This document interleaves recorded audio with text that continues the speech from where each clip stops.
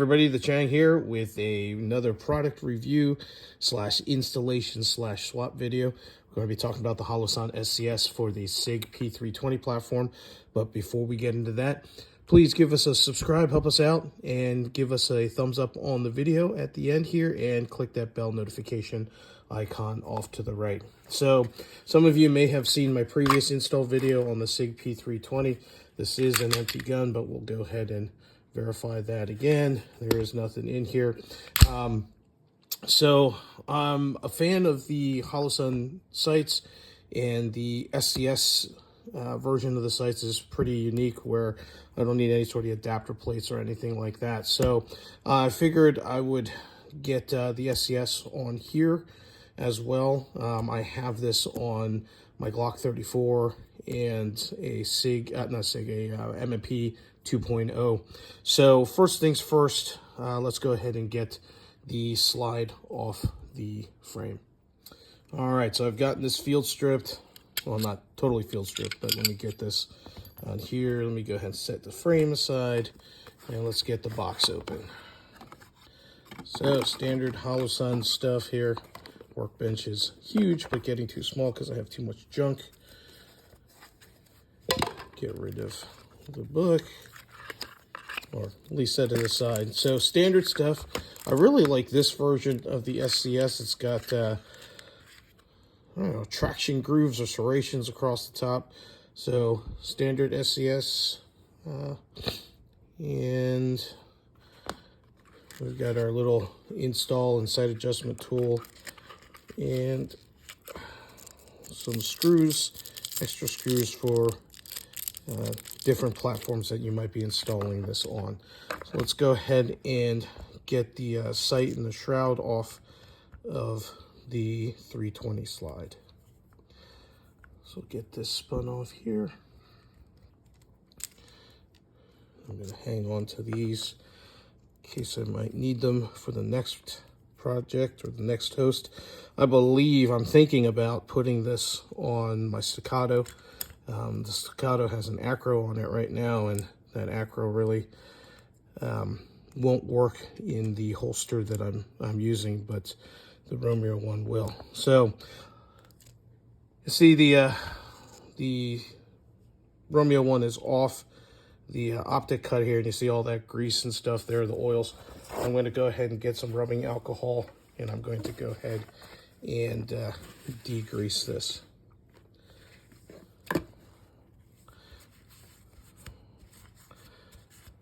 And get in the corners.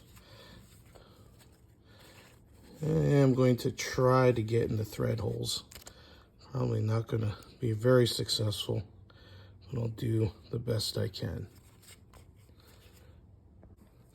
Okay, so I've given the rubbing alcohol a little bit of time to dry. I'm going to go ahead and get the two supplied screws out, and just want to test what sizes these are. They don't look like they're 15s. I believe they may be 10s. So we'll set that aside. Let me see if there's I've got a T10 that might fit.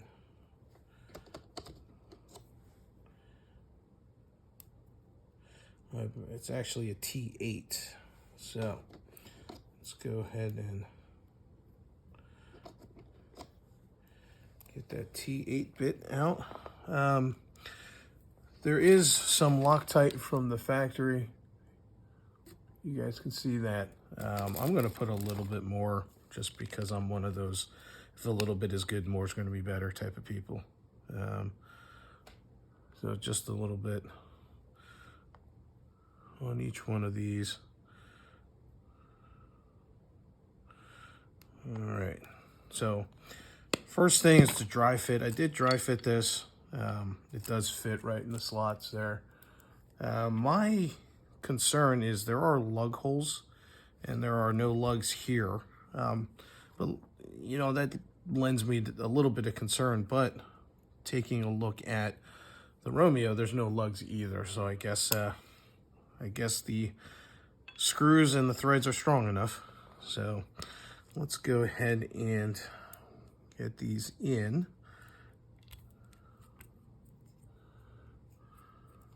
And I'm using the supplied tool to get the screws in hand tight, and then I'll use the fix-it sticks to get it torqued to spec.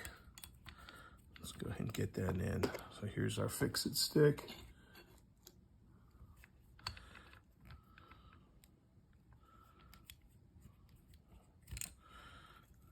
Okay. So you can definitely feel the pre-applied Loctite actually causing some of the threads to bite, offering a little bit of resistance. And the owner's manual says 15 inch-pounds. So that's going to be right about this line right here. Let me get rid of this rubbing alcohol so I don't spill it everywhere like I've done before. Let's go ahead and get that in there and see if we can get this spun up to 15. All right, so there's 15.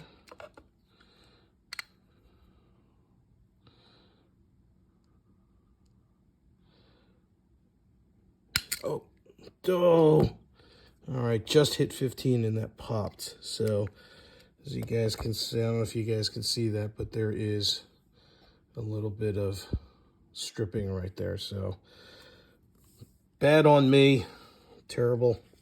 All right, so again, I'm taking some rubbing alcohol, getting in here.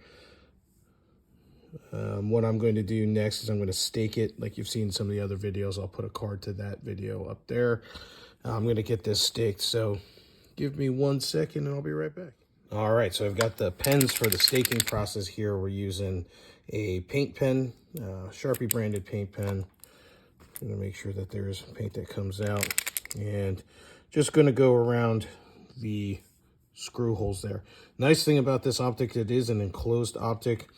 I don't know if you guys can see the little tiny, let me see if I can get the camera to focus. There it is.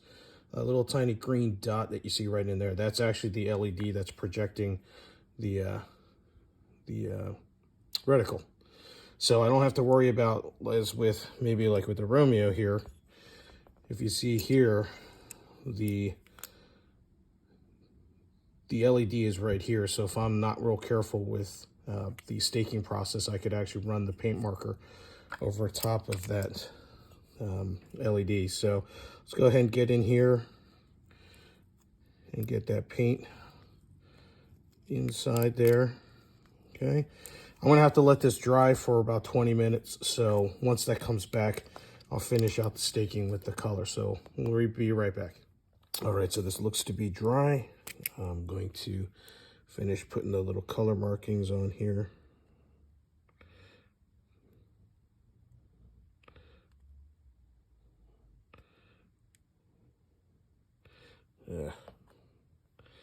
Get that white paint to work. There we go. So I got those little color marks there, so I can tell if the screw starts to shift.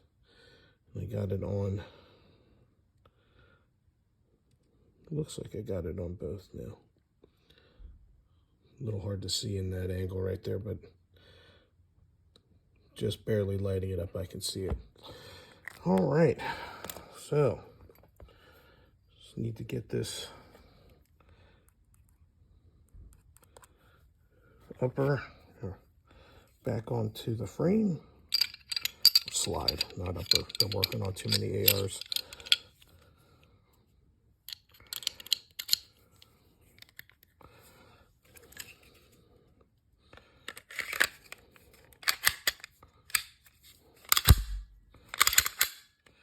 All right, so take this out to the range and let you know what I think.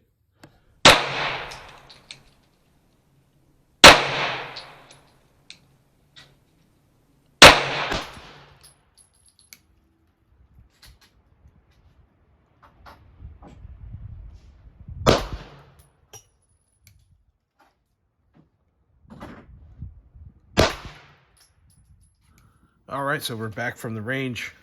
Got this sight zeroed. So a couple things. I'm about to clean the gun here, so let me just clear this out. All right, so gun is empty. So a couple final thoughts here. Really standard, easy to zero. The included Holosun tool makes this really nice, very positive clicks on the adjustment screws.